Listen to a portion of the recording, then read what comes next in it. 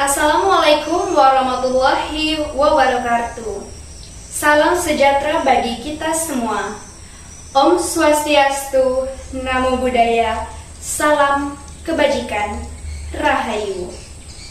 Yang saya hormati Bapak Presiden Republik Entuyut, Bapak Dwi Cahyadi Wibowo MPD.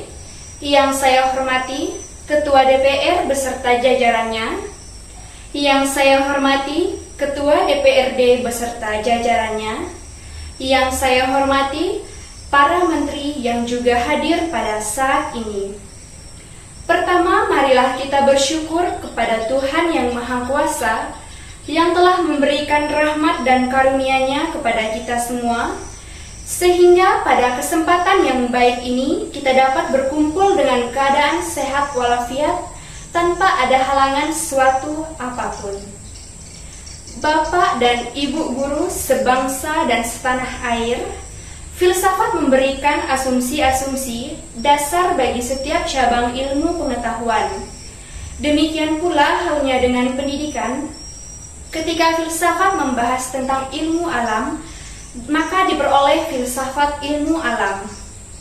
Ketika filsafat mempertanyakan konsep dasar bagi hukum, maka terciptalah filsafat hukum. Dan ketika filsafat mengkaji masalah-masalah dasar pendidikan, maka terciptalah cabang filsafat yang bernama filsafat pendidikan. Jadi, setiap bidang ilmu mempunyai landasan-landasan filsafat masing-masing.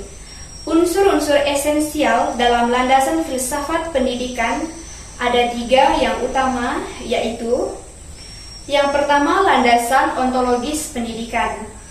Landasan ontologis atau sering juga disebut landasan metafisik merupakan landasan filsafat yang menunjuk pada keberadaan atau substansi sesuatu.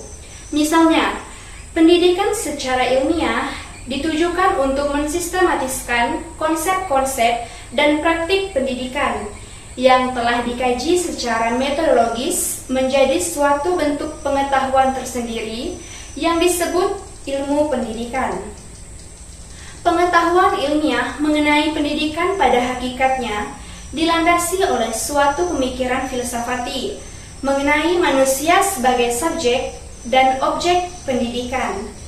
Pandangan tentang alam semesta, tempat hidup bersama, dan pandangan tentang Tuhan sebagai pencipta manusia dan alam semesta tersebut. Dalam kaitannya dengan pendidikan, metafisika berkaitan dengan perumusan teori dan praktik pendidikan dalam berbagai hal. Subjek, pengalaman dan keterampilan yang termuat dalam kurikulum merefleksikan konsep tentang kenyataan yang diyakini oleh suatu masyarakat yang menjadi pendukung keberadaan sebuah sekolah. Persekolahan mewakili upaya dari pembuatan kurikulum. Guru-guru dan pengarang buku-buku teks dalam menggambarkan aspek-aspek kenyataan kepada subjek didik. Contohnya, pelajaran sejarah, geografi, kimia, dan lain-lain menggambarkan fase tertentu dari kenyataan kepada subjek didik.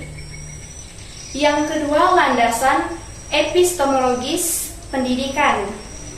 Epistemologi adalah cabang filsafat yang disebut juga teori mengetahui dan pengetahuan. Epistemologi sangat penting bagi para pendidik, bahwa kajian epistemologi ada relevansinya dengan pendidik, khususnya untuk kegiatan belajar mengajar di dalam kelas. Pencarian akan pengetahuan dan kebenaran adalah tugas utama baik dalam bidang filsafat atau epistemologi maupun pendidikan.